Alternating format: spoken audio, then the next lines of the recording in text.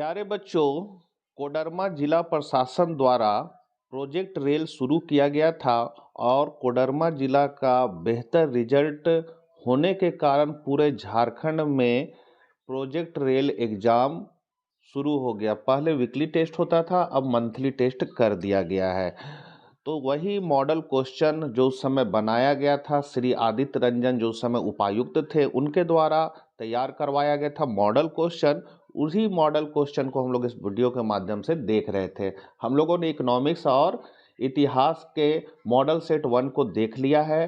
प्रत्येक विषय में 3 मॉडल सेट बनाए गए हैं। आज हम लोग ज्योग्राफी के मॉडल सेट 1 के प्रश्नों के उत्तर को देखेंगे। आपके फाइनल परीक्षा के लिए बहुत इंपॉर्टेंट है, तो इसको कॉपी में नोट करके याद जरूर कर लीजिएगा। तो चलिए हम लोग आज कुछ नया सीखते हैं। चैनल पर पहली बार है तो सब्सक्राइब कर लीजिए इसी तरह के वीडियो पाने के लिए। तो यहाँ पर सबसे पहले ऑब्जेक्टिव क्वेश्चन से ही शुरू होता है। पहला क्वेश्चन है, मानव भूगोल मानव समाजों और धरातल के बीच संबंधों का संश्लेषित अध्ययन है। मानव भूगोल की यह परिभाषा किस भूगोलवेत्ता द्वारा दी गई थी? तो ये जो है रेट जेल द्वारा दी गई थी। बच्चों, ये जो मॉडल सेट का क्वेश्चन है और उसका आंसर उन्हीं के द्वारा तैयार करवाया गया था, वही आंसर को मैं आप लोगों को बता रहा हूँ। दूसरा क्वेश्चन है, निम्नलिखित में से कौन मानव भूगोल की शाखा नहीं है? तो यह मानव भूगोल की जो शाखा है वो मृदा भूगोल नहीं है। तीसरा है, ग्रिफिथ टेलर द्वारा निम्नलिखित में से किस संकल्पना को दिया गया? तो ये दिया गया था नव निश्चयवाद। चौथा क्वेश्चन है, निम्नलिखित में से कौन सा भौतिक कारक जनसंख्या के वितरण को प्रभावित करता है? तो जनसंख्या के वितरण को प्रभावित करने में सबसे महत्वपूर्ण कारक आपका है जल की उपलब्धता। पांचवा क्वेश्चन है, निम्नलिखित में से कौन सा प्रवास का एक प्रतिकर्ष कारक है? प्रतिकर्ष कारक है आपका प्रतिकूल जलवायु, मतलब जिसके कारण लोग उस जगह को छोड़ने को विवश होते हैं, तो वो है प्रतिकूल जलवायु। जननांकीय संक्रमण सिद्धांत का प्रतिपादन किसने किया था? तो W.M. थॉमसन ने इसको किया था। अगला क्वेश्चन है, निम्नलिखित में से कौन से महाद्वीप में जनसंख्या वृद्धि दर सर्वाधिक है? तो निम्नलिखित में मतलब इसी में से बताना है, तो सर्वाधिक हो जाएगा अफ्रीका। विस्तारित जनसंख्या का पिरामिड किस आकार का होता है? तो ये जो होता है त्रिभुज के आकार का होता है। नौवां क्वेश्चन है, निम्नलिखित में से किस देश का आयु लिंग पिरामिड संकीर्ण आधार और शुंडाकार शीर्ष के आकार का है? तो यहां हो जाएगा जापान। 10वां नंबर क्वेश्चन है, कार्यशील जनसंख्या को कौन से आयु वर्ग में रखा गया है? तो कार्यशील जनसंख्या 15 से 59 वर्ष में रखा गया है। 60 साल में रिटायरमेंट को रखा गया है, तो यहाँ 15 से 59 वर्ष हो जाएगा। अगला है, ब्राजील में कॉफी के बागान को किस नाम से जाना जाता है? तो फजेंडा के नाम से जाता है, फजेंडा। रूहर कोयला क्षेत्र कौन से देश में स्थित है? यहाँ हो जाएगा जर्मनी। किस क्षेत्र को संयुक्त राज्य अमेरिका का जंग का कटोरा कहते हैं? तो ये पीटर्सबर्ग को कहते हैं। अगला है, सेवा क्षेत्र को कौन से क्रियाकलाप में शामिल किया जाता है? तो सेवा क्षेत्र जो है वो तृतीय क्षेत्र है।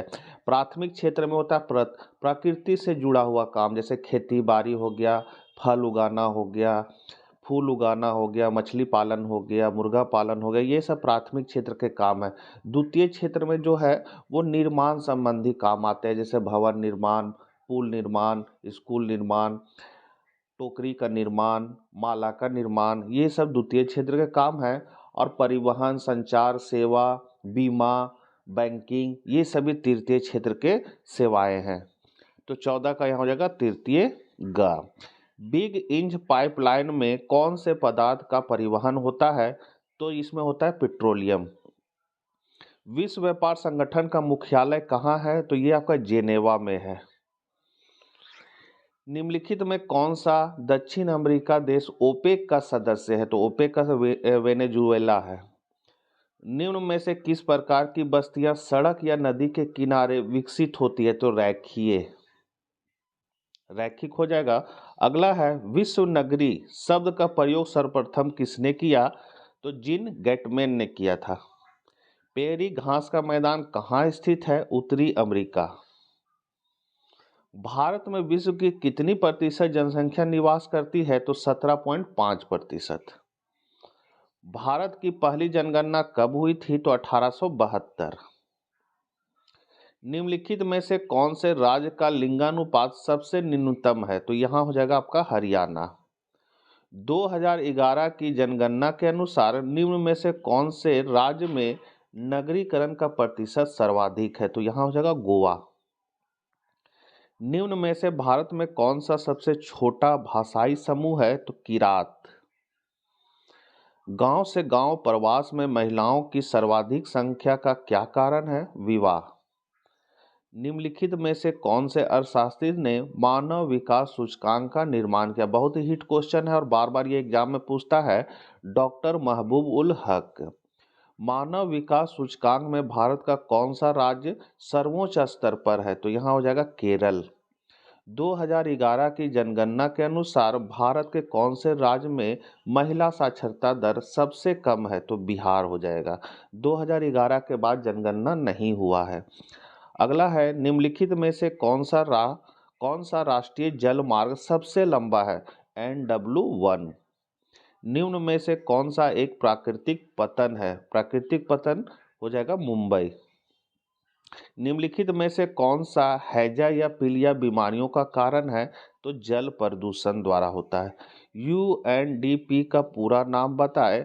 United National Development Programme. TISCO इस्पात संयंत्र कहाँ अवस्थित है? तो ये आपका जमशेदपुर में अवस्थित है।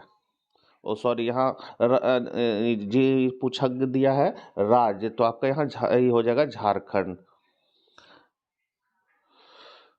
अगला है, दुर्गापुर इस्पात संयंत्र किस देश के संयोग से स्थापित किया गया है? तो यूनाइटेड किंगडम के अनुसार। उसके बाद खंड ब में है अति लघुत्तरीय प्रश्न 1 से 7 है, तो इसको भी हम लोग देख लेते हैं। तो मानव का प्रकृतिकरण से आप क्या समझते हैं? तो मनुष्य के प्रकृतिकरण का अर्थ है मनुष्य और प्रकृति के बीच पूर्ण सामंजस्य। मनुष्य अपने आप को प्राकृतिक वातावरण के अनुकूल बनाते हैं और जीने के लिए प्राकृतिक नियम का पालन करते हैं। अगला क्वेश्चन है, जनसंख्या वृद्धि के कौन कौन से प्रमुख घटक है? तो जनसंख्या वृद्धि के 3 प्रमुख घटक है, जन्म दर, मृत्यु दर और प्रवास। भूमध्य सागरीय कृषि में मूल रूप से कौन से फसल की कृषि की जाती है?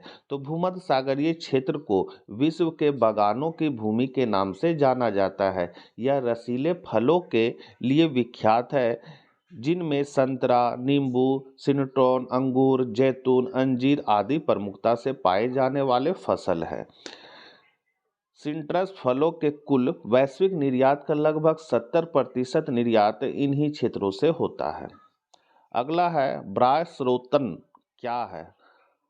तो ये आपका है, जब बहुराष्ट्रीय कंपनियां या अन्य कंपनियां संबंधित नियमित सेवाएं स्वयं अपनी कंपनियों के बजाय निजी, बाहरी या विदेशी स्रोत या संस्था या समूह से प्राप्त करती है, तो इसे बाह्य स्रोत कहा जाता है।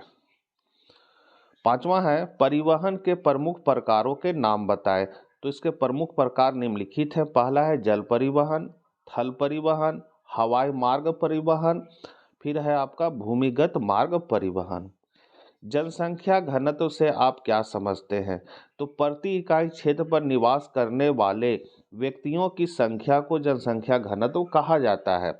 दूसरे शब्दों में, किसी क्षेत्र में कुल आबादी और कुल क्षेत्रफल के अनुपात को जनसंख्या घनत्व कहा जाता है। इसे निम्न सूत्र से निकाला जाता है। तो यहाँ जनसंख्या घनत्व का फॉर्मूला हो जाएगा कुल आबादी बट्टा कुल क्षेत्रफल। 7वां है, लौह इस्पात उद्योग को आधारभूत उद्योग क्यों कहते हैं? तो लौह इस्पात उद्योग का उपयोग मशीनें, रेलवे लाइन, यातायात के साधन, रेल, पुल, जलयान, अस्त्र शस्त्र एवं कृषि यंत्र आदि बनाने में किया जाता है। इसलिए लोहा इस्पात उद्योग को आधारभूत उद्योग कहा जाता है। आधारभूत उद्योग मतलब होता है जो और सबके लिए आधार बनता है। तो लोहा से बहुत सारे कार्य होते हैं और उसी से सारे निर्माण कार्य संभव होते हैं, मशीन का निर्माण हो, ये निर्माण हो, इसीलिए ये आधारभूत उद्योग है। तो बच्चों, यहाँ तक 7 तक जो था वो अति लघुत्तरीय प्रश्न में आते थे। बाकी 8वां से जो आगे है उसको देखने के लिए आपको मेरे टेलीग्राम चैनल या फिर व्हाट्सएप चैनल को ज्वाइन कर लीजिए। उसमें मैं इसका लिंक दे दूंगा पीडीएफ फॉर्मेट में, वहां से जाकर आप उसको कॉपी में नोट कर लीजिएगा। तो मिलते हैं हम लोग नेक्स्ट वीडियो साथ। जय हिंद, जय भारत।